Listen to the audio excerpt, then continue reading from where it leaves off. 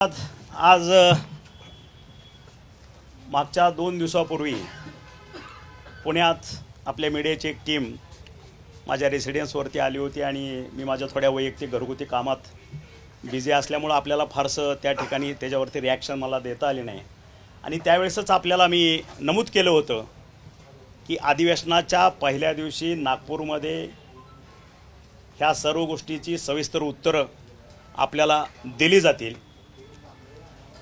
पहिली एक गोष्ट माझ्या सर्व पत्रकार बंधूंना मी नम्रपणे सांगू इच्छितो की हे जे मी आज याचं उत्तर देतो आहे, एक व्यक्ती म्हणून त्यांनी काही प्रश्न रेज केले त्या व्यक्तीकडे बघून मी उत्तर देत नाही. कारण ज्या दिवसापासून आरोग्य खात्याचा कारभार मी सांभाळलेला आहे त्या दिवसापासून आजपर्यंत महाराष्ट्रातील 12.5 कोटी जनतेचं आरोग्य कशा पद्धतीनं सांभाळलं पाहिजे, आरोग्य खात्यामध्ये कुठल्या सुधारणा झाल्या पाहिजे, आरोग्य खात्यानं आतापर्यंत घेतलेले वेगवेगळे निर्णय कुठले, आणि ज्या आशेनं ज्या अपेक्षेनं महाराष्ट्रातील 12.5 कोटी जनता आरोग्य खात्याकडं आशादायक नजरेनं बघते, तो विश्वास कुठंतरी तुटता कामा नये. 12.5 कोटी जनतेचा एक व्यक्ती म्हणून नव्हे, एक व्यक्ती माझ्या दृष्टीनं तो किरकोळ भाग आहे, त्यांनाही माहीत आहे. एक कुठला तरी एक दगड घ्यायचा, तो मारायचा आणि त्याच्यानंतर बघत बसायचं. आणि त्याची कारणंही असू शकतात वेगवेगळी. कुठली कारणं तर आता 2020-21च्या बाबतीत कोविडच्या बाबतीत जे काय मुंबईमध्ये कोविड घोटाळा जो निघालेला आहे त्यामध्ये त्यांचा पार्ट सहभाग किती काय हे त्यांना आणि त्या जे काही चौकशी करणारी यंत्रणा त्यांना माहीत असेल. आणि मग ह्या माध्यमातून कुठंतरी ह्या यंत्रणेवरतीच एक साशंकता निर्माण करायची आणि हा फोकस बदलायचा, तो एक कार्यक्रम असू शकतो. आणि त्याच्यामुळं अशा पद्धतीच्या अशा भेकड लोकांच्या बाबतीत यांनी कुठलेही मुद्दे रेज केले तरी त्याला उत्तर देण्या इतपत मला फारसं त्याच्यामध्ये तथ्य आहे असं वाटत नाही. कारण मी त्यांचे प्रत्येक जे प्रश्नावली आहे त्या प्रश्नावलीमध्ये गेलो आहे आणि त्याचं रायटिंगमध्ये आपल्याला प्रत्येक माझ्या पत्रकार बंधूंसाठी एक एक फोल्डर तयार केलेला. You go through that say each and every point. राहिला दुसरा विषय, आता गेले 1.5 वर्ष मी हा खात्याचा कारभार सांभाळतो आहे आणि त्याच्यामध्ये तुम्ही बघितलं असेल की गेल्या 1.5 महिन्यामध्ये आपल्या केंद्राचं एक शॉर्ट टर्म अधिवेशन झालं. त्यावेळेसही टाइम्सनं आणि आपल्या वेगवेगळ्या ह्याच्यामध्ये आरोग्य विभागानं घेतलेले 22 निर्णय आपण बघितले असाल. आणि खात्याचं काम चालू असताना विविध प्रकारचे अभियानरूपी उपक्रम आपल्या महाराष्ट्रामध्ये आपण वेळोवेळी राबवले. आणि माझ्या सर्व पत्रकार बंधूंनी, मग इलेक्ट्रॉनिक मीडिया असेल, प्रिंट मीडिया असेल, वेळोवेळी त्या ह्याच्यामध्ये ॲटमध्ये त्याला प्रसिद्धी देऊन आरोग्य खातं कशा पद्धतीचं काम करतं. यंत्रणा तीच आहे. म्हणजे आरोग्य यंत्रणा आता सरकार बदललं, संपूर्ण आरोग्य यंत्रणा बदलली, त्या ठिकाणी नवीन लोक आली, नवीन लोकांनी तो कारभार सुरू केला आणि चांगल्या पद्धतीनं काम केलं असं नाही आहे. लोक तीच आहेत. अलग लक्षात, फक्त त्यांना मोटिवेशन देणं गरजेचं होतं. आणि त्याच लोकांच्या हातून एवढं प्रचंड प्रमाणाचं काम गेल्या 1.5 वर्षामध्ये झालेलं ते आपल्याशी मी शेअर करणारच आहे. त्यांनी जे मुद्दे उपस्थित केले आहे त्या मुद्द्याला, प्रत्येक मुद्द्याला मी एक आपलं नावाचं फोल्डर केलेलं आहे, त्या फोल्डर तुम्हाला देतील. You go through that folder. पण त्याच्यातला एक मोठा विषय तुम्हाला सांगतो की संचालकाची पदं भरलेली नाहीत. बदल्यांच्या बाबतीत असा मोठा गैरव्यवहार झाला. माझ्या एवढ्या सिनियर पत्रकार बंधूंनी की एका वर्तमानपत्राचे ते संपादक आहेत असं म्हटलं जातं. आणि मग अर्धवट माहिती घेऊन जर कोणी बोलत असेल तर योग्य नाही. कारण मला सांगायला आनंद वाटतो आहे की 11 मे 2023 आणि त्याच वेळेस दुसरं एक आम्ही बदलीच्या बाबतीत धोरण घेतलेलं होतं. 11 मे 2023ला सर्व बदल्यांचे अधिकार, हे पत्र तुम्हाला मी जे फोल्डर दिले त्याच्यामध्ये हा GR आहे, माननीय आयुक्त यांना दिलेला आहे सर्व बदल्याचे अधिकार. आणि त्याच्यानंतर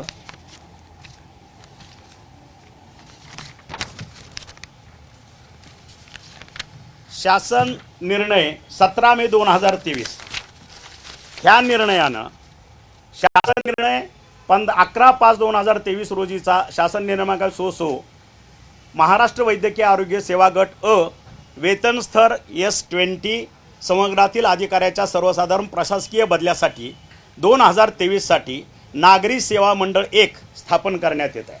त्यामध्ये संचालक 1 आरोग्य सेवा आयुक्तालय, संचालक 2 आरोग्य सेवा आयुक्तालय पुणे आणि सहसंचालक अर्थ प्रशासन आरोग्य सेवा।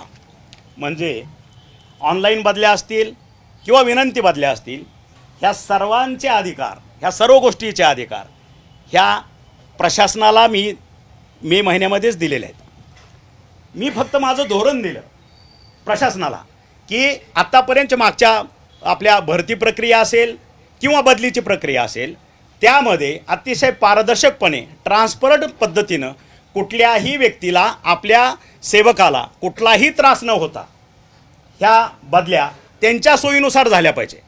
आणि त्यांना मी आग्रहित केलं होतं की अशा बदल्या करण्यासाठी एक ॲपची निर्मिती होणं अपेक्षित आहे। आणि महिना 15-30 दिवस झाले, त्या ॲपचं काय, त्यासाठी CSR फंड उपलब्ध होत नव्हता।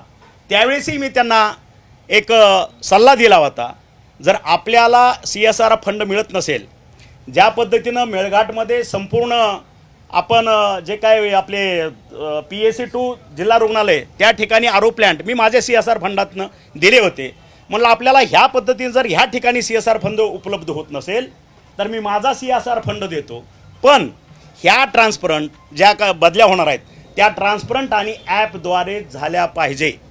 आणि हा आग्रह धरल्यानंतर आम्हाला त्या ठिकाणी CSR फंड उपलब्ध झाला, त्याचं ॲप निर्मिती झाली आणि त्या ॲपच्या माध्यमातून आम्ही एका सेवकाला 10 प्रेफरन्सेस, त्याला बदली कुठे हवी आहे, कुठं पाहिजे, त्यानं प्रेफरन्सेस घ्यायचे, त्या ठिकाणी स्वतः फॉर्म डाउनलोड करायचा, स्वतःच्या ID वरनं फॉर्म अपलोड करायचा आणि त्याची मुदत संपल्यानंतर ते ॲप त्या सेवकाची बदली कुठं झाली ह्या त्या व्यक्तीलाच पहिलं कळेल।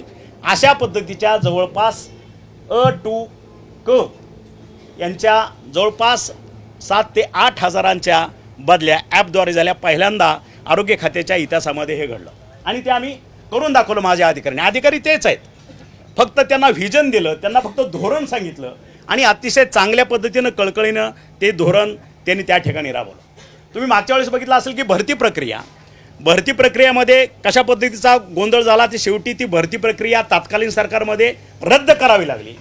आणि आज तुम्ही बघितलं असेल TCSच्या माध्यमातून जवळपास 11,000 नियर अबाउट पदांच्या भरत्या अतिशय चांगल्या पद्धतीनं डिसिप्लिनरी काम चालू आहे। 29 नोव्हेंबरपासून 12 नोव्हेंबरपर्यंत ही भरती प्रक्रिया चालू आहे। आज माझ्या अंदाजानं 7 तारीख, उद्या 8, म्हणजे 2-3 दिवस फक्त राहिले। डेली रिपोर्ट मी त्याचा घेतो की पोलीस प्रोटेक्शन कसं आहे, पेपर व्यवस्थित जातो की नाही, मुलं व्यवस्थित बसतात की नाही, त्याचा पूर्ण डिटेलिंग दररोज पेपर संपल्यानंतर मला 15-20 मिनिट आमच्या खात्याकडं ब्रीफिंग केलं जातं। आणखी त्याच्यामध्ये काही लॅकोना असेल की ह्या ठिकाणी पोलीस प्रोटेक्शन कमी, ह्या ठिकाणी आणखी एक सॉफ्टवेअरची लोकांची कमतरता आहे, ते डेली आम्ही ते अपग्रेड करून खात्याशी आणि गृह खात्याशी संपर्क ठेवून अतिशय डिसिप्लिन पद्धतीनं ह्या एक्झाम आम्ही कंडक्ट करतोय। आता राहिला विषय उपसंचालक, संचालक पदांचा। संचालक पदाची जाहिरात तरी आपण दिलेलीच आहे। आम्ही MPSCलाही पत्र लिहिलेलं आहे की तुमच्याकडं आम्हाला जे का अधिकारी पाहिजे ते तात्काळ आम्हाला द्या की जेणेकरून आम्ही लोकांना सेवा देऊ शकू। आणि आतापर्यंतचा इतिहास तुम्ही बघितला, ज्या पद्धतीनं आमच्याकडे बोर्ड दाखवलं जातं, 2010 किंवा 2012च्या दरम्यानपासून आतापर्यंत ह्या खात्याची बिंदू नामावलीच तयार नाही आहे। मग इतके दिवस ह्या लोकांनी काय केलं, जे कोणी आज बोट उचलत आहेत, मला तरी वाटतं ते 3 ते 4 टर्म खासदार असतील, नाही का, म्हणजे लोकांमधून नाही आहे, वरच्या लेवलला। मग ज्यावेळेस एखादा माणूस पत्रकारी आहे, खासदारी आहे, आणि मग ह्या बिंदू नामावलीचं महत्त्व किती असलं पाहिजे आणि किती नसलं पाहिजे हे त्यांनी ओळखायला पाहिजे। आणि ज्यावेळेस एखाद्या खात्याची किंवा एका छोटंसं ऑर्गनायझेशन जरी असेल आणि त्याची बिंदू नामावली नसेल तर प्रमोशन देणं किंवा त्या पदापर्यंत एखादा त्या सिगमेंटमधला अधिकारी पोहोचणं it is very difficult task, त्याला बेसच राहत नाही। आणि म्हणून कालच्या भरती प्रक्रियेमध्ये सुद्धा समाज कल्याण खात्यानं हाच प्रश्न आम्हाला उपस्थित केला की साहेब तुमच्या खात्याचं बिंदू नामावली आमच्याकडे 2010 पासून आली नाही आणि आता सगळ्यांची भरती प्रक्रिया चालली आहे. आपणही म्हणता की आम्हालाही भरतीसाठी तुम्ही समाज कल्याण विभागानं मान्यता द्यावी. कुठल्या कंडिशनवरती द्यावी? आम्ही वेळोवेळी तुमच्या खात्याला आतापर्यंत पत्रव्यवहार केला की तुमची बिंदू नामावली तयार करा. तुमच्याकडं वेगवेगळ्या विभागातली की open, SC, ST, DT, NT, VJNT, तुमचं OBC ह्या ह्याच्यातले विभाग वाईज, हारार्की वाईज कुठल्या सेगमेंटमध्ये लोक आहेत आणि कुठं तुमची व्हेकन्सी आहे हेच आम्हाला कळत नाही. तर कुठल्या रेफरन्सवरती आम्ही तुम्हाला भरती प्रक्रिया करण्यासाठी मान्यता द्यायची. आणि त्यानंतर मी आमच्या खात्याचे सर्व अधिकारी आणि समाज कल्याणचे अधिकारी यांची एक जॉईंट मीटिंग आपल्या मंत्रालयामध्ये लावली. त्यांना विनंती केली समाज कल्याण विभागाला की साहेब आम्हाला तुम्ही ह्या वेळेस भरती प्रक्रियेसाठी मान्यता द्या. जवळपास 22 ते 25% व्हेकन्सी ह्या आरोग्य विभागात आहेत. जसं आपण एखादी गोष्ट बघितली शुगरच्या बाबतीत असेल किंवा कुठल्या पाण्याच्या बाबतीत आपण एसेन्शियल कमोडिटी ॲक्ट म्हणतो, तसं हे 12.5 कोटी जनतेच्या आरोग्याचा प्रश्न आहे. सेन्सिबल विषय आहे. आत्ताच कोरोना कुठंतरी होऊन गेलेला आहे आणि माझ्या आशाताई असतील, सर्व ह्या आरोग्य विभागातले सर्व कर्मचारी असतील, अगदी जीवावरती उदार होऊन देवदूताप्रमाणे त्यांनी आहे त्या तोकड्या मॅनपॉवरमध्ये काम केलेलं आहे आणि आता कुठंतरी त्यांना ब्रिदिंग प्रेस मिळतोय. तर आता आपण ते जे काही 20-22% आपली पदभरती आहे ती करणं अपेक्षित आहे की जेणेकरून सर्वसामान्य लोकांना आपल्या PSC पासून जिल्हा रुग्णालयापर्यंत आपली सेवा उपलब्ध होईल. आणि ती विनंती मान्य करून 3 महिन्याच्या अटीवरती त्यांनी आम्हाला ही भरती प्रक्रियेमध्ये सामावून घेतलं की ज्याची आज ही एक्झाम चालू आहे. आता तुम्ही बघितलं असले मग आत्तापर्यंतची पदं, संचालक पद, उपसंचालक पद, तुम्ही बघितलं असेल की मी ज्यावेळेस हे स्ट्रक्चर माझ्या पुढं आलं त्यावेळेस मी माझ्या सेक्रेटरी साहेब असतील, माझे आयुक्त साहेब असतील, त्यांना बोलून घेतलं आणि त्यांना सांगितलं की हे एक व्यक्ती आणि एकाकडे जवळपास 4 ते 5 चार्ज पूर्वी ह्या अधिकाऱ्यांकडे होते. मग आता कुठला चार्ज हेवी वेट, कुठला चार्ज कमी वेट हे असल्यामध्ये मी धोरण देणारा माणूस आहे आणि त्या पद्धतीने त्यांना सांगितलं की मला एक व्यक्ती एक पद हे असलं पाहिजे की तो व्यक्ती त्या पदाला न्याय दिला. ॲटलिस्ट तुम्हाला वरच्या लोकांना कळेल की ह्या सेगमेंटमध्ये काम काय झालेलं आहे आणि ती प्रक्रिया राबवली. आणि मग पूर्वीसुद्धा ह्या ठिकाणी इलिजिबल डायरेक्टर मिळत नव्हते, संचालक मिळत नव्हते, म्हणून पदावनत करून खालच्या लोकांकडे हे चार्ज दिलेले होते. आणि त्याच पद्धतीनं आत्तासुद्धा तात्पुरत्या स्वरूपात जोपर्यंत आपल्याला इलिजिबल कॅन्डिडेट मिळत नाही तोपर्यंत हे चार्ज दिलेले आहेत. आता जाहिराती आलेल्या आहेत. ज्यावेळेस आम्हाला ते कॅन्डिडेट मिळतील, आत्ताचा चार्ज हा काय परमनंट दिलेला नाही, तर ते चार्ज इमिजिएट त्या ॲप्रूव्ड ज्याला आपण डायरेक्टर असेल किंवा काय ॲज पर द नॉर्म्स त्यांच्याकडं तो चार्ज दिला जाईल. आणि त्याच्यामुळं आज संपूर्ण ह्या डिपार्टमेंटमध्ये लोकांच्या अशा अतिशय चांगल्या पद्धतीनं पल्लवी झालेल्या आहेत की आता रोस्टर तयार होतं आहे, बिंदू नामावली तयार होते आणि आम्हाला ज्याला प्रमोशन म्हणून ते येत्या 6 महिन्यामध्ये मिळतील अशा पद्धतीची भावना माझ्या खात्यामध्ये चांगल्या पद्धतीने तयार झाल्या. दुसरी एक गोष्ट तुम्ही लक्षात घेतली पाहिजे की ज्या पद्धतीनं वर्ष दीड वर्ष झालं माननीय खासदार एका पेपरचे संपादक वर्ष दीड वर्ष ह्या खात्यामध्ये अजिबात लक्ष दिलं नाही त्यांनी आणि अचानकच त्यांना 2 दिवसापूर्वी अधिवेशनाच्या तोंडावरती लक्षात आलं की नाही ह्या खात्यामध्ये फार मोठा भ्रष्टाचार चालला आहे, प्रचंड मोठा भ्रष्टाचार चालला आहे. तो कशात दिसला, कसा दिसला, कोणाकडून त्यांना रात्री स्वप्न पडलं हे मला माहीत नाही. आणि म्हणून दिल्लीपासून गल्लीपर्यंत आम्हीही राजकारण करतो, आम्ही शिवसैनिक आहोत. त्याच्यामुळं आपल्या मागचा बोलवता धनी कोण हे सुद्धा आम्ही थोड्याच दिवसात तुमच्यापुढं आणल्याशिवाय मी राहणार नाही. हा एक भाग आहे. आणि दुसरी गोष्ट, ज्या पद्धतीनं मी रिॲक्ट होतो किंवा ज्या पद्धतीनं माझी कामाची पद्धत आहे संपूर्ण मीडियानं, संपूर्ण महाराष्ट्रानं बघितलेली आहे की अतिशय ट्रान्सपरंट, स्वच्छ कारभार ह्याला पहिलं प्राधान्य आहे. दुसरी गोष्ट, मी शिक्षकी पेशातला असल्यामुळं, मी प्राध्यापक असल्यामुळं how to behave with my colleagues, how to motivate my colleagues, I know it very well. आणि त्याच्यामुळं ज्या गेले 10-12 वर्ष ज्या लोकांच्या समवेत तुम्ही काम केलं त्याच लोकांना बरोबर घेऊन त्यांना मोटिवेट करून आरोग्याचा पूर्ण चेहरा मोहरा बदलण्याचं काम मला वाटतं ह्या दीड वर्षामध्ये झालेलं आहे. ते आपण पाहिलेलंच आहे. म्हणून तुम्ही बघितलं असेल की पहिलं माझं अभियान कारभार तरी रुटीन चालूच असतो, मंत्री येतो, ते फाईल येतात, साईन करतात, ते पुढं जातात, ते एक लूप आहे, तो काम चालू असतं.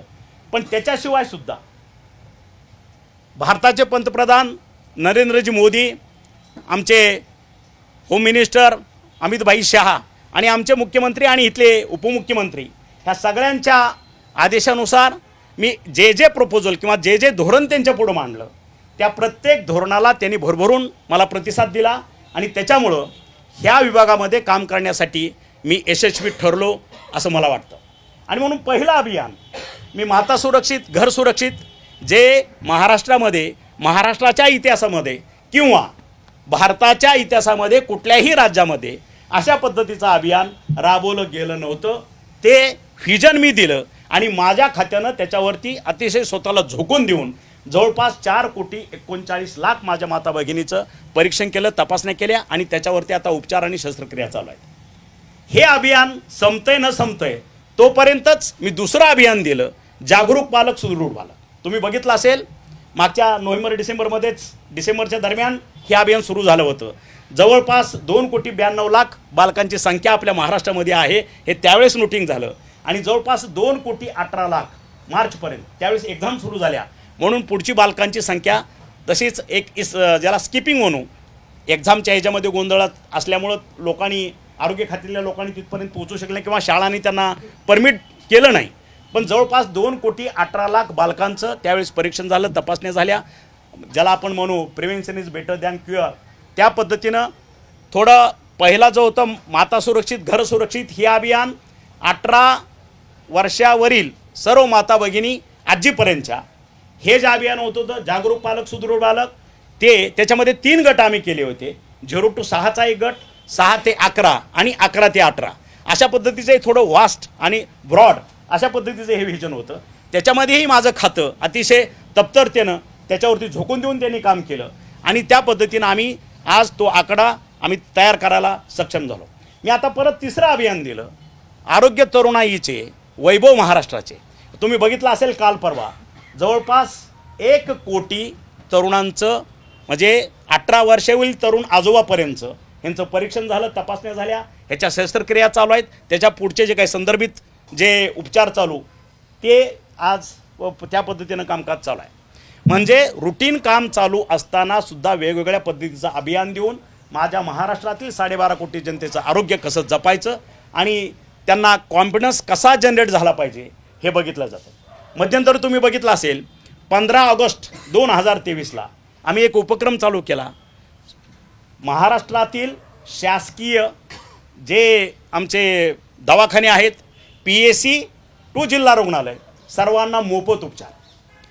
आणि ज्यावेळेस तो निर्णय झाला, 15 ऑगस्टपासून तो इम्प्लिमेंट झाला आणि महाराष्ट्राच्या कानाकोपऱ्यातून त्यावेळेस फोन आले.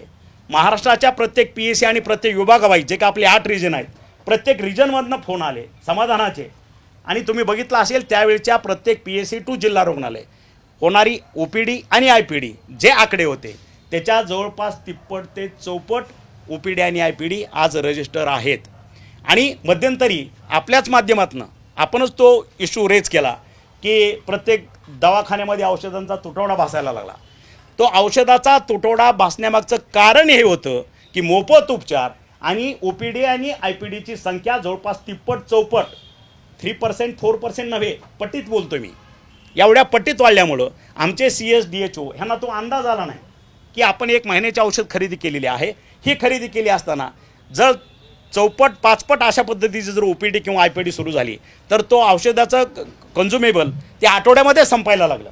आणि म्हणून माननीय मुख्यमंत्री आणि उपमुख्यमंत्र्यांनी आम्हाला आदेशित केलं की त्या लेवलला जेवढी औषधं लागतील ते खरेदीचे अधिकार 100% खाली द्या. आम्ही ते खरेदीचे अधिकार 100% खाली देऊन टाकले. DPCमधून असेल, आमच्या आरोग्य विभागाच्या DD लेवलवरती असेल, CSDHO लेवलला असतील, त्या लेवलला खरेदीचे अधिकार दिले. आज औषधाचा कुठंही त्या पद्धतीचा तुटवडा नाही. आज OPD आणि IPD जवळपास 3 ते 4 चालू आहे. म्हणजे अशा पद्धतीचं एक अभियान आपण राबवतोय. त्याच्या पुढचं तुम्ही बघितलं असेल, तामिळनाडूच्या पॅटर्नवरती आपण ह्या ठिकाणी औषध खरेदी प्राधिकरणाची निर्मिती मागच्या ह्या अधिवेशनापासून, म्हणजे मागच्या वर्षीच्या केली होती आणि आपल्या अर्थसंकल्पीय अधिवेशनामध्ये त्याला फायनल मंजुरी मिळाली. ते प्राधिकरण आज अंतिम टप्प्यात आहे. ते माझं एक ड्रीम आहे ते प्राधिकरण म्हणजे की त्याची एक SOP तयार झाली पाहिजे, त्याची सर्व ट्रान्सपरन्सी, ज्या पद्धतीचा आज महाराष्ट्र शासन आपल्या आरोग्यावरती खर्च करते पण त्या पद्धतीचा आउटपुट आपल्याला मिळाला पाहिजे, ते आज मिळत नाही. आउटपुट ओरिएंटेड वर्क ज्याला आपण म्हणू त्या पद्धतीचं कामकाज ह्या प्राधिकरणाच्या माध्यमातून होणं अपेक्षित आहे. त्याच्यातला बेसिक मुद्दा माझा हा होता की औषध खरेदीची आपली जी होणारी प्रक्रिया आहे ह्याचं कॅलेंडर फिटमेंट व्हायला पाहिजे की हे आत्ता डिसेंबरमध्ये ह्या सर्व ज्या काय मागण्या आहेत माझ्या संपूर्ण महाराष्ट्रातल्या CSDHOच्या त्या मागण्या हेड ऑफिसला आल्या पाहिजे. हेड ऑफिसला मागण्या आल्यानंतर त्याच्यावरती एक टेंटेटिव्ह बजेट आपल्याला पर इयर की आपल्या औषधाची किंवा सर्जिकल इक्विपमेंट असतील किंवा सर्जिकल कुठल्या बाकीच्या इक्विपमेंट याच्यावरती खर्च किती होतो एक टेंटेटिव्ह बजेट आपल्याला कळेल आणि त्या अनुषंगानं आपण हे प्राधिकरणाची निर्मिती केलेली आहे. त्या ठिकाणी आपण नॅशनल असेल इंटरनॅशनल असेल फार्मा कंपनी आपण इनपॅनलमेंट करतो आहे. त्या ठिकाणी पहिलं धोरण हे आहे की हे सर्व टेंडरिंग असणार आहे, ट्रान्सपोर्ट असणार आहे, गोडाऊन्स असणार आहे आणि हे जे पेमेंटसुद्धा पेमेंट अगदी CSDHO लेवलच्या हाती पासबुक असणार आहे. खरेदी त्यांनी करायची आहे. हे फक्त हे प्राधिकरण एकदा डिसाईड करणार आहे. रेट कॉन्ट्रॅक्ट ज्याला आपण म्हणू हे फायनल होणार आहे.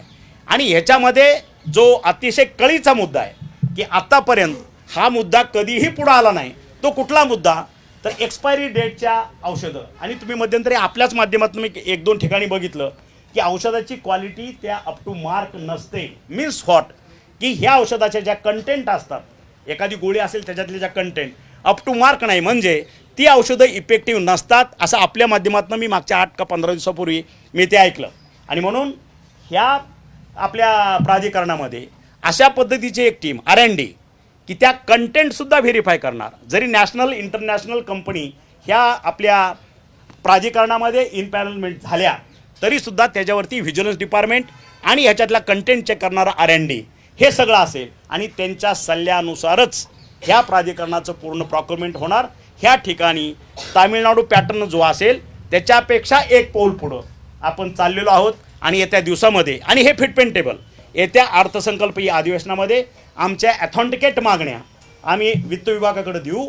त्या मागण्या दिल्यानंतर आम्हाला ती परमिशन मिळेल. त्याच्यानंतर एप्रिलमध्ये आमचं टेंडरिंग होईल आणि त्या कंपन्या त्या डिस्ट्रिक्ट लेवलपर्यंत गोडाऊनमध्ये लॉजिस्टिकनं सगळा माल सगळे औषधं त्या ठिकाणी सप्लाय करतील. औषधाचा तुटवडा इथून पुढं कुठंही भासणार नाही ही त्याच्यामागची संकल्पना होती. आणि म्हणून आज एक पाऊल पुढं आपण ज्या पद्धतीनं चाललो आहे प्रत्येक ठिकाणी तुम्ही बघितलं असेल की PSC पासून वेगवेगळ्या विभागातले प्रत्येक आमदार महोदयांच्या मतदारसंघामध्ये काही PSC अर्धवट बांधकाम चालू आहेत, काही कंप्लीट झालेले आहेत, काही त्या ठिकाणी मॅनपॉवर नाही म्हणून बंद आहे, काही ठिकाणी इक्विपमेंट नाही म्हणून बंद आहे. गेले 2 महिन्यापासून माझा एक 4 लोक त्याच्यावरती काम करत आहेत एक टॅब्युलर फॉर्ममध्ये की कुठल्या स्टेजला प्रत्येक जिल्ह्यातली ह्या पद्धतीची कामकाज कुठल्या स्टेजला आहे. 90% completion stage, 50% stage, 100% completion stage. Manpower कमी आहे का, सर्जिकल इक्विपमेंट आहे का, फर्निचर फिक्चर आहे का, ह्या पद्धतीचा टॅब्युलर फॉर्म करून ज्या दवाखाने आज लोकार्पण करण्याच्या तयारीत आहेत पुढच्या महिन्यामध्ये जसं अधिवेशन संपेल हे सर्व दवाखाने लोकांच्या सेवेसाठी तत्पर आपण लोकार्पण करू. त्या ठिकाणी कुठलाही निधी आपण कमी पडू देणार नाही. एक प्रश्न असा आहे की थेट आरोप तुमच्यावरती झाले आहेत आणि नुकसानीचा दवाखाना या संदर्भामध्ये काही दाखल करण्याचा विचार आहे. संजय राऊत यांनी थेट तुमच्या संस्थेवर सुद्धा आरोप केले. येस, संस्था म्हणजे माझं ते डेस्टिनेशन म्हणजे त्याच ठिकाणी बसतो. 15-20 वर्ष झालं माझं ते ऑफिस आहे. आणि कदाचित संजय राऊत ज्यावेळेस आमची एकत्र सेना होती त्यावेळेस माझ्या ऑफिसला येऊन सत्कार घेऊन गेलेले आहेत त्या ऑफिसमधनं. त्यांना माहीत आहे माझं अंपायर काय आहे ते. आणि त्या ऑफिसमध्ये कदाचित त्यांनी आपली आणखी हेरमंडळी पाठवावी. मला भेटायला कोण येतं हे त्यांनी बघावं. महाराष्ट्राच्या कानाकोपऱ्यातनं येणारे रुग्ण ज्याला गरज आहे माझे जे OSD त्या ठिकाणी काम करतात 24/7 3 शिफ्टमध्ये माझे OSD त्या ठिकाणी आम्ही ठेवलेले आहेत की मुख्यमंत्री सहाय्यता निधी असेल, रुग्णालयामध्ये कुणाला ॲडमिशन मिळत नसेल, कुणाला ॲम्ब्युलन्स मिळत नसेल, वैयक्तिक त्याला काही अडचण असेल ह्या पद्धतीची सेवा उपलब्ध करून देण्याचं ते माझं हेडक्वार्टर आहे. आणि म्हणून त्यांनी जे माझ्यावरती आरोप केले तर त्या आरोपाला म्हणून मी पहिलं क्लिअर केलेलं आहे की त्या आरोपांना उत्तर देण्यासाठी मी आज एवढी मोठी तुमच्या समवेत पत्रकार परिषद घेतलेली नाही. माझ्या दृष्टीनं तो गौण भाग आहे. पण 12.5 कोटी जनतेनं माझ्यावर जो विश्वास ठेवला की हा मंत्री आरोग्यासाठी काहीतरी धडपडतोय, हे खातं चांगलं काहीतरी करतंय, आणि त्या लोकांचा कुठंही एक अविश्वास होऊ नये ह्याच्यासाठी मी हे पत्रकार परिषद घेतली. आणि म्हणून राहिलं आपल्या प्रश्नाचं उत्तर. आज त्यांनी जे माझ्यावर आरोप केलेत ते आरोप केले असताना मी माझ्या वकिलांचा सल्ला गेले 2 दिवस घेतो. मी पुण्यात असतानासुद्धा येत्या 2-3 दिवसामध्ये त्यांनी जर आमची माफी मागितली नाही माझ्या खात्याची, माझी वैयक्तिक नाही, माझ्या खात्याची, तर त्यांच्यावरती माझं खातं माझ्यासहित त्यांच्यावरती अब्रू नुकसानीचा दावा आम्ही ठोकणार आहे. आणखी एक मुद्दा मला सांगायचा आहे की ह्याच्यामध्ये तुम्ही बघितलं असेल गेले 10-15 वर्ष ह्या खात्यामध्ये, म्हणजे 2007-8 पासून आत्तापर्यंत 2023पर्यंत घेऊ आपण, एक अधिकारी, मग तो CS असेल, DHO असेल किंवा कोणी असेल, 5-5, 10-10 वर्ष, 15-15 वर्ष, 20-20 वर्ष एकाच पदावरती त्याच डेस्टिनेशनला काम करतो आहे. मग ह्या दुसऱ्या खात्यामध्ये चालतं का? महाराष्ट्र शासनाची एक सिस्टम किंवा एक ज्याला आपण रूपरेखा आपण म्हणू, घटनेच्या तरतुदीप्रमाणे एका अधिकाऱ्याची बदली 3 वर्षांना त्या ठिकाणी होते. मग हे अधिकारी 15-15, 20-20 वर्षे त्याच पदावरती का बसून राहिले? ह्याच्यामध्ये आतापर्यंत कोणी लक्ष का दिलं नाही? मग हे नेक्सेस आहे का? आणि त्याचाही एक भाग, हा जो आरोपाचा भाग आहे, जो कटाचा भाग आहे, ते एक नेक्सेस ह्याच्यामध्ये आहे असं माझं वैयक्तिक मत आहे. कारण आज एक अधिकारी 20 वर्ष एकाच जिल्हा रुग्णालयाला असेल, उपजिल्हा रुग्णालयाला असेल, म्हणजे त्या ठिकाणी कामं जॉईन व्हायचं आणि त्या ठिकाणी रिटायरमेंट. मला वाटतं महाराष्ट्रामध्ये ह्या खात्याशिवाय दुसरीकडे अशा पद्धतीचं कुठेही कामकाज नाही. आणि म्हणून कुठंतरी अपग्रेड करायचं, कुठंतरी सुधारणा करायची, नवीन लोकांना कुठंतरी संधी उपलब्ध करून द्यायची, त्यांना कुठंतरी प्रमोट करायचं आणि आपल्या ह्या आरोग्य विभागाचा एक भाग बनवायचं, म्हणजे त्यांना मोटिवेशन द्यायचं. हे काम मी सुरू केल्यामुळं काही लोकांना, काही एक हार्डली 0.01% लोकांना हे आवडलं नसावं, आणि म्हणून तो एक ह्या आजच्या आरोपाचा भाग असू शकतं असं माझं मत आहे. एक प्रश्न थेट आहे तुम्हाला. तुम्ही ठाकरेंच्या खासदारांनी आरोप केल्याच्या नंतर माध्यमांसमोर आहात. मुळात प्रश्न असा आहे, तुम्ही मंत्रीपद स्वीकारल्यापासून किंवा या महायुतीच्या सरकारमध्ये आल्यापासून तुम्हाला अडचणीत आणण्याचा वारंवार प्रयत्न केला गेलेला आहे. सुदैवाने तुम्ही हळू बाहेर आलात. पण हा झारीतील शुक्राचार्य कोण आहे जो अडचणीत आणतोय तुम्हाला? नाही, आता खरं तर मी माझं काम करत असतो, तुम्हाला माहीत आहे. मी तुमच्याकडनंच अपेक्षा ठेवून मला वावगं वाटत नाही. त्याच्यामुळे तुम्हीच जाहीरीतला शुक्राचार्य कोण असेल हे मला थोड्या दिवसात सांगावं असं विनम्र विनंती करतो. काही आमदारांनी तुमच्याच आणि तुमच्या सहकारी मंत्र्यांवर एक आरोप केलेले आहे किंवा एक तक्रार केलेली आहे मुख्यमंत्र्यांकडे की त्यांची कामं होत नाही आहेत. कुठेतरी आता मंत्रिमंडळाचा विस्तार कदाचित अधिवेशनानंतर होईल अशी शक्यता आहे. तर काय वाटतंय तुम्हाला की तुमचे सहकारी कुठेतरी चढाओढ लागली आहे काही? नाही, असेल ज्याचं त्याचं, जो आपापल्या पद्धतीनं आपली कुठली SOP असते ते वापरत असतो. मला सांगायला आनंद होतो आपल्याशी, आणि मी ज्या पद्धतीचं काम करतो तुम्ही आजही माझ्या खात्यातनं फीडबॅक घ्या. जसं मी काम हातात घेतं, जसं हे शासकीय असेल पण माझं खाजगी कामसुद्धा, माझं टेबल हे 0 पेंडन्सीचं टेबल असतं. माझ्या टेबलवरती 8 दिवसापेक्षा जास्त फाईल राहत नाहीत. अधिवेशनापूर्वी ज्यावेळेस मी मुंबईला आलो, आपली कॅबिनेट झाली, त्या दिवशी माझ्याकडं 0 पेंडन्सी होती. एकही फाईल माझ्याकडं पेंडिंग राहत नाही आहे. साहेब, तुम्ही आता सांगितलं की संजय राऊतांमागे कोणीतरी बोलावता धनी आहे, लवकरच त्याला पण समोर आणू. आता जरा ना साहेब, नेमकं तो बोलावता धनी कोण आहे आणि आपल्याला, मला तुमच्याच माध्यमातून समजेल असं मी आत्ताही तेही म्हणालो. कारण आज झारीतला शुक्राचार्य कोण आणि ह्याचा बोलवता धनीचे तर मी शोध घेतोयच, पण झारीतला शुक्राचार्य आपल्याच माध्यमातून मला समजेल अशी मी आशा व्यक्त करतो. अधिवेशनापूर्वी कथित घोटाळे पुढे आणायचे आणि सभा तहकूब करायची, सभागृहात गोंधळ करायचा, हे वारंवार चालत आलं. आपण पाहतो मागची 3 अधिवेशन असेल, गेल्या अधिवेशनात देखील अब्दुल सत्तारांवर असेच कथित आरोप करण्यात आले होते आणि सभागृह चालू दिलं नव्हतं. मात्र सध्याची परिस्थिती अशी, अवकाळी पाऊस आहे, गारपीट आहे, हे प्रश्न मार्गी लागले नाही तर शेतकऱ्यांचे नुकसान होणार. हेच मी म्हणतोय की मूळ मुद्दा बाजूला ठेवून जे फोकस व्हायला पाहिजे, खरंच आपल्या मीडियांना सुद्धा माझी नम्र विनंती आहे, जे महाराष्ट्रातले जे खरेच बर्निंग इश्यू आहेत त्याच्यावरती आपण फोकस करा. आणि गेल्या याच्यामधले आता अभियानरूपी मी तुम्हाला 3 कामं सांगितली. तुम्ही बघितलं असेल, आरोग्याची वारी पंढरीच्या दारी, ज्ञानेश्वरांनी जी पालखी सोहळा त्यावेळेसपासून सुरू केला, 300 वर्षापासून 400 वर्षापासूनचा, आतापर्यंत अशा पद्धतीची आरोग्य व्यवस्था पंढरपूरमध्ये आपल्याच साक्षीनं तुम्ही सर्वजण त्या ठिकाणी बघितलं आहे. जवळपास 11.5 लाख वारकऱ्यांच्या तपासण्या आपण त्या ठिकाणी केल्या. नामदेव पायरीजवळ न भूतो न भविष्यती अशा पद्धतीचं 10 खाटाचं आपण ICU उभा केलं आणि जवळपास 154 वारकऱ्यांना लाईव्ह सपोर्ट देऊन त्यांचे प्राण वाचवले. हे कदाचित हे तुमच्या माध्यमातूनच तुम्ही त्याचे साक्षीदार आहात. आषाढीला केलं, त्याच्यानंतर तुळजापूरला सुद्धा अशा पद्धतीचं आपण महारोग्य शिबिर घेतलं. जवळपास 2-2.5 लाख तुळजापूरला येणाऱ्या भाविकांचं त्या ठिकाणी आपण तपासण्या केल्या. तो तरी संदेश तेलंगणा असेल, कर्नाटक असेल, आंध्र असेल तिथपर्यंत गेला, कारण तिकडलेही भक्त तुळजाभवानीच्या मातेच्या दर्शनाला येतात. तुम्ही आता परवा बघितलं असेल कार्तिकेला सुद्धा 65 एकरामध्ये अशा पद्धतीचंच महारोग्य शिबिर जवळपास 2 ते 2.5 लाख वारकऱ्यांचं. ह्यावेळेस दुष्काळ असल्यामुळं ही कार्तिकवारी त्या पटीत भरलेली नव्हती, लोकांची संख्या उपस्थिती अतिशय कमी होती, तरीसुद्धा 2 ते 2.5 लाख वारकऱ्यांच्या आपण तपासण्या आणि त्याच्यावरती उपचार आपण या ठिकाणी केले. म्हणजे काम तरी करायचंच आहे आपल्याला, आरोग्य अपग्रेड करायचं आहे. माननीय पंतप्रधान मोदी साहेब यांनी घोषणा केलेली आहे भारताची अर्थव्यवस्था 5 ट्रिलियनची असली पाहिजे आणि आपले महाराष्ट्राचे लाडके मुख्यमंत्री एकनाथजीभाई शिंदे आणि आमचे 2 उपमुख्यमंत्री यांनी सांगितलं की याच्यामध्ये महाराष्ट्र हा सिंहाचा वाटा उचलेल. जवळपास 1 ट्रिलियनची अर्थव्यवस्था महाराष्ट्र उभा करेल आणि 1 ट्रिलियन अर्थव्यवस्था जर महाराष्ट्र उभा करायचा असेल तर त्या ठिकाणी माझे 12.5 कोटी जनतेचं आरोग्य हे सुदृढ असलं पाहिजे आणि त्यासाठी मी स्वतः आणि माझा आरोग्य विभाग 24/7 ह्याच्यासाठी अतिशय तळमळीनं स्वतःला झोकून देऊन आम्ही काम करतो आहे. आणि तुम्हाला येत्या काही दिवसामध्ये दिसेल की महाराष्ट्र आरोग्यामध्ये भारतामध्ये 1 नंबरचं हे खातं झालेलं तुम्हाला दिसेल. आणि त्याच्यातला महत्त्वाचा भाग आता इथपर्यंत आपण चाललो आहे.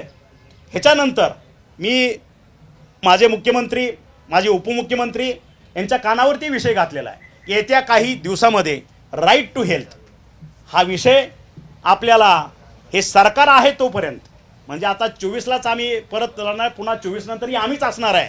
कारण महायुतीत तुम्ही बघितलं असेल आज देशाच्या प्रत्येक नागरिकाचा 125 कोटी जनतेचा विश्वास हा मोदी साहेबांच्यावरती आहे, ह्या NDAवरती आहे आणि त्याचं रिफ्लेक्शन तुम्हाला महाराष्ट्रामध्ये दिसेल.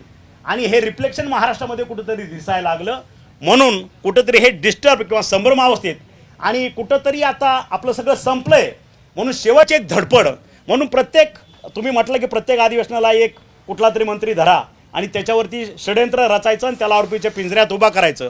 पण अशा पद्धतीला महाराष्ट्राची जनता किंवा ह्या पद्धतीचा कुठलाही षडयंत्र या ठिकाणी चालणार नाही. कारण योग्य वेळी दूध का दूध आणि पाणी का पाणी झाल्याशिवाय राहणार नाही.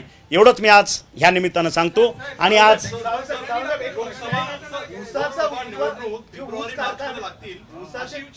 वर्तवली जाते. लोकसभा निवडणूक ह्या मार्च किंवा फेब्रुवारी मार्चमध्ये लागण्याची शक्यता वर्तवली जाते.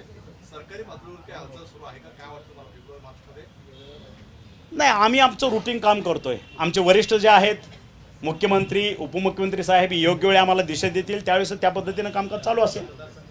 बोला तुमचं काय. साखर कारखान्याच्या साखर कारखाने जे आहेत आणि त्या साखर कारखान्यापासून ऊसापासून जे इथेनॉल होतं आणि इथेनॉल बंद करण्यासाठी केंद्र सरकारच्या वतीने एक अध्यादेश काढण्यात आलाय की याचा वापर करू नका. कसं बघता? कारण की तुमच्या आपल्या मराठवाड्याच्या भागामध्ये मोठ्या प्रमाणात साखर कारखाने त्याचा आजच साखर कारखानदारीचे किंवा आमचे सहकार मंत्री दिलीप वळसे पाटील साहेब आणि आमचे उपमुख्यमंत्री अर्थ अजितदादा यांनी आज आमची चर्चा झाली की पुढच्या आठवड्यामध्ये साखर कारखानदारीमध्ये अगदी टॉपला असलेले महाराष्ट्रातले आम्ही काही मोजकी लोक गडकरी साहेबांच्या माध्यमातून आम्ही सहकार मंत्री केंद्रीय अमितभाई शहा यांना ह्या बाबतीत आम्ही भेटणार आहोत. कारण अशा पद्धतीचा जर निर्णय झाला तर ऊस उत्पादक शेतकऱ्यांना त्यांच्या अपेक्षेइतका भाव आम्ही देऊ शकणार नाही अशी भूमिका अजितदादांनी मांडली. आणि त्याच्यासाठी पुढच्या आठवड्यात आमचं डेलिगेशन आम्ही केंद्रीय सहकार मंत्र्यांना भेटण्यासाठी जात आहोत. ठीक आहे, थँक्यू.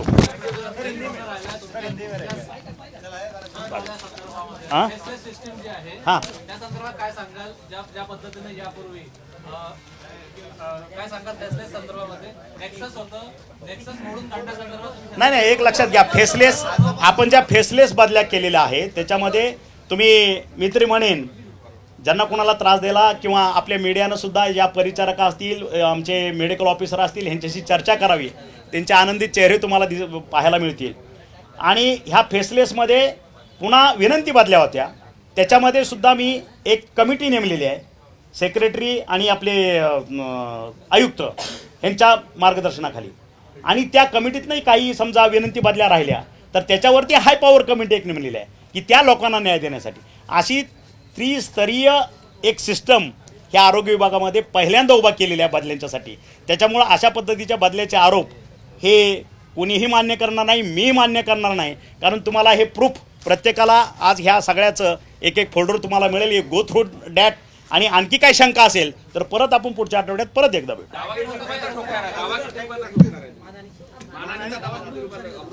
अब्रू नुकसानीचा दावा येत्या 8-10 दिवसामध्ये त्यांनी जर या ठिकाणी माफीनामा जर मागितला नाही तर माझ्या जे काय कायदेशीर सल्लागार आहेत यांच्याबरोबर चर्चा करून पुढच्या 8-10 दिवसामध्ये मी मानहानीचा दावा ठोकणार. देश विदेशातील प्रत्येक घडामोडींचे लाईव्ह अपडेट मिळवण्यासाठी आता साम टीव्हीच्या सर्व सोशल मीडिया प्लॅटफॉर्मला लाईक, फॉलो आणि सबस्क्राईब करा. तसंच सर्व नोटिफिकेशनसाठी बेल आयकॉन प्रेस करायला विसरू नका.